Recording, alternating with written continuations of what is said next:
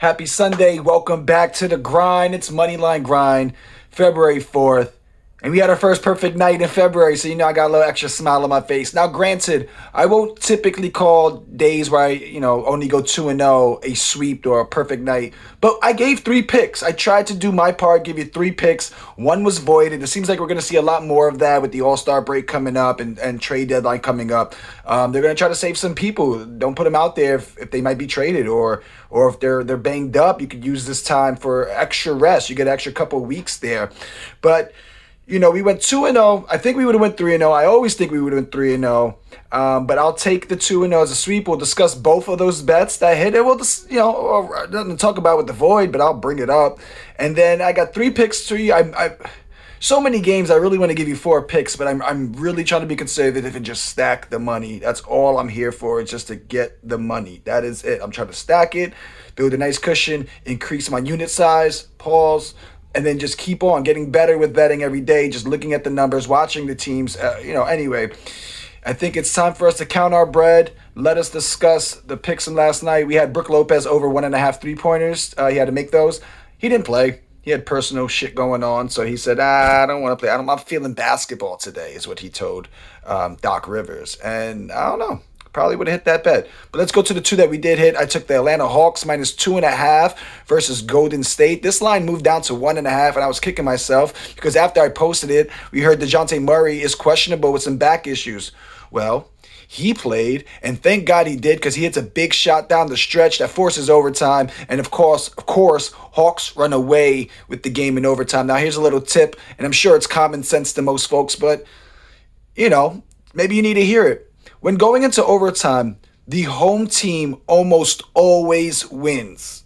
I'm not saying they'll cover a live spread, but the money line on the home team going into overtime, especially if they're the favorite going in, astronomically high. I was thinking about doubling down there, but since one bet was voided and we only had 2 left, I felt really exposed to try to throw, 2 bets basically on one game. But anyway, we get money. We got paid. Enjoy your dollars. Then, second pick, we faded Anthony Davis. We say, Anthony Davis, you're not going to do what Vegas thinks you're going to do. I believe his PRI line, why don't it's not let me scroll down here. Okay. Anthony Davis was 38.5 points plus rebounds. No. He had like 2 points in the first quarter, but he had like 9 rebounds, and that was making me a little bit nervous. I'm sorry if I'm not making no eye contact here. The computer's just not scrolling the way I want it to.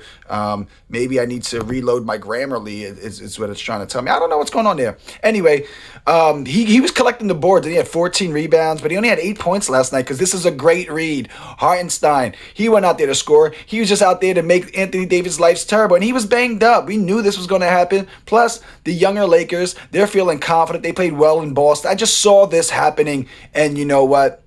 I got us paid. As Kobe would say, you're welcome. But now it's time to go to our 3 best picks for the night. We're setting off with a bet that we took 2 nights ago that cash, and that was Joker. Remember I said it in Spanish, Joker? But Jokic over 8.5 assists. That's minus 130, and MGM is now minus 135. I caught this last night. Put it on the Discord last night, so if you fucking with me there, you already got this locked in for better odds. And I'm pretty much going to share the same reasons as I did on February 2nd. 9+ assists in last 6 games versus Portland 2 nights ago, like I've been mentioning. Blazers in Denver, same line. Jokic put up 12 assists. Easy cash. We're hoping he does the same tonight. The spread's about 13 points, so we don't need to blow out. Jokic has reached 9 or more assists in 40 of his 49 last home games. It's a no-brainer. You got to take the bet. And if you lose, then you lose. Then your 40 out of 49 at home is nuts. This is almost guaranteed money. I don't do the guarantees no more because a couple of nights ago I did a guarantee and I lost. I remember I was like, Charles Barkley voice guarantee.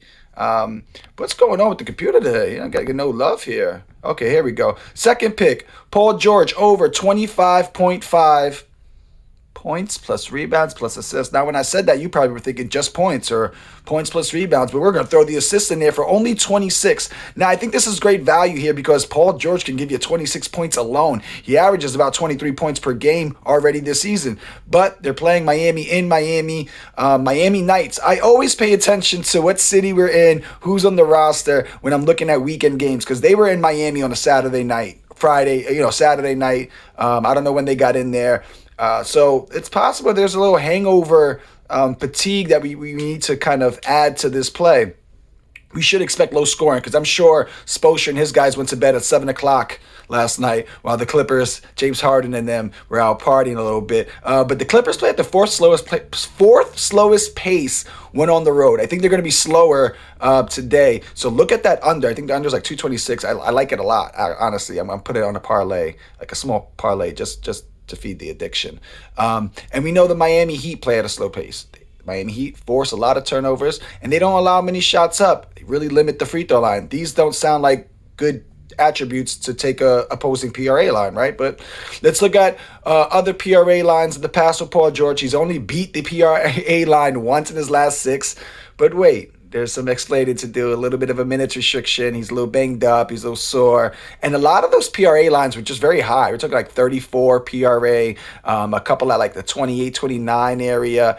So this one at 26 just seems big discount because of the Heat, because of the recent stuff, his recent stats, and because they're on the road.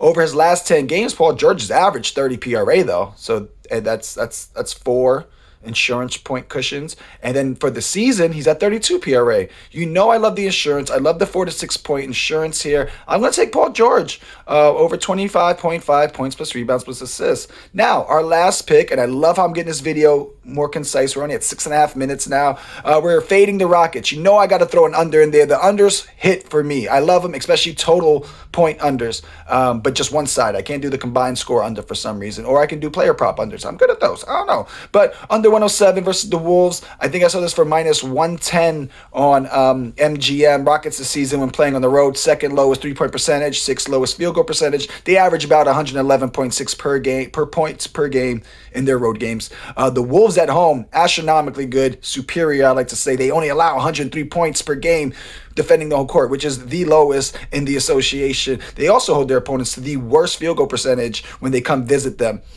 Least amount of field goals made, least amount of three-pointers made. So there's not going to be much in there for the Rockets to get busy with. They're also, the Wolves are 4th in boards and force the 8th most turnovers at home.